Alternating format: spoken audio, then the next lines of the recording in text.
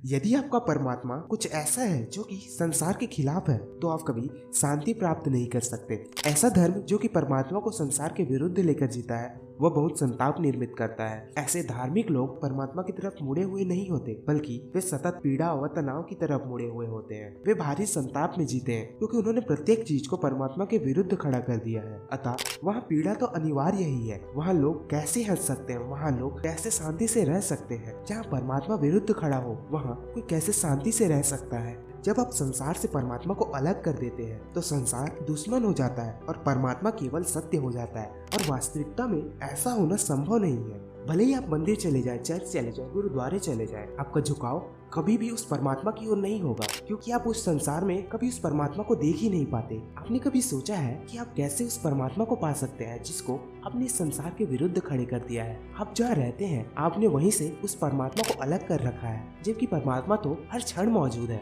जब कभी भी आप परमात्मा को अपने से अलग करते हैं तभी आप विभाजन का शिकार हो जाते हैं। जब आप परमात्मा को अलग करते हैं तब आप कैसे जी सकते हैं? आपका मन सतत उसकी ओर बहता रहता है बिना किसी अंतराल के, निरंतर। जब तक आप समग्रता से इस बात को नहीं समझ लेते तब तक आपको यह महसूस नहीं होता कि हर नियम हर जगह काम कर रहा है। जिस क्षण भी आप किसी चीज को किसी चीज के विरुद्ध चुनते हैं उसी क्षण आप अपने लिए एक ऐसी दुविधा निर्मित करते हैं जिसमें कि आप अवश्य गिरेंगे, जबकि यह सारा जीवन ही दिव्य है। अतः परमात्मा को चुनने का अर्थ यह नहीं होता कि संसार को त्याग दिया जाए या संसार से परमात्मा को अलग कर दिया जाए। परमात्मा को चुनने का अर्थ इतना ही होता है कि परमात्मा को संसार के द्वारा चुनना।